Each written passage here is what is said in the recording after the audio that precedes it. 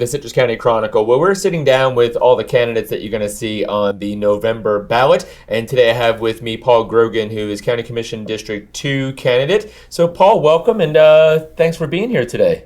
Thanks. I'm glad to be here with the Chronicle, and let's see what we can do in Citrus County together. Absolutely. So take us through just a couple minutes, kind of share with our viewers a little bit about yourself and your candidacy. Okay, I'm Paul Grogan. I'm running for County Commissioner, District 2. Ron Kitchen Jr. stepping down, the seat's open, and I've put my name on the ballot.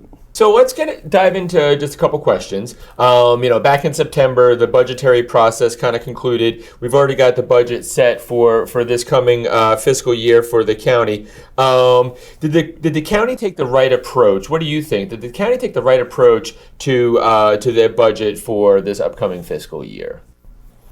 They got it all down on paper. But with the administrator leaving and a new one coming in, We'll have to look at that because there's some room for improvement in areas that that allow us to be more transparent and have better communication with the community as a whole. Okay. If we kind of take that just a step further and look at kind of the road resurfacing part of it, because that's such a big issue. Lots of folks are talking about road resurfacing. Did the county have the right plan in place for road resurfacing for this coming year? The money's there. It's just it needs to be executed properly, and I think that's where we have to fix this coming year. We have to fix what happened the last 2 years. Okay. In what regard? Like, what is what do you think? What do you see there? Well, from the people I talk to, a lot of work need to be done, and the access to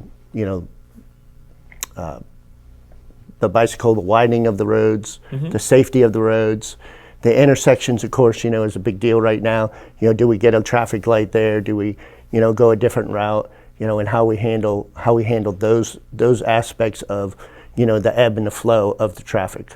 And what's unique about Citrus County is, how people come in and out. There's some of us who just kind of stay in Citrus County, so that's important when we're doing the demographics for the traffic. Is can we keep that going, or are we going to build a system that influxes a lot of people from outside the area coming to our area, versus people just staying centric, the whole West Coast, East Coast thing.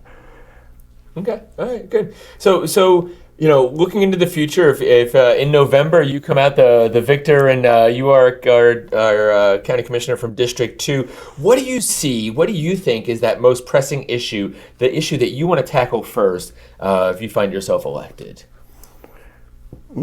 I think the first thing I'd like to do is really open up the avenue of people being able to communicate with us and us being able to communicate with them, in a very efficient way. Some of the challenges that we had was we tried to reach out to, like Commissioner Carnahan, just to say hi, and there's no response, not even a basic response.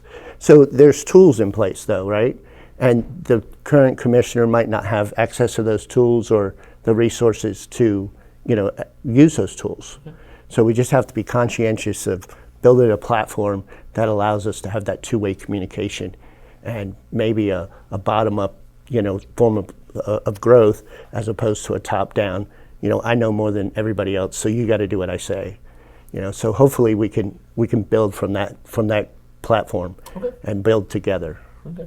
Speaking of platform and tools, because of your current employment situation, you've been campaigning a little virtually, a little in person, a little bit of hybrid there. Too. So tell us about those challenges. What have you been doing to kind of connect with voters, and what's the feedback been like?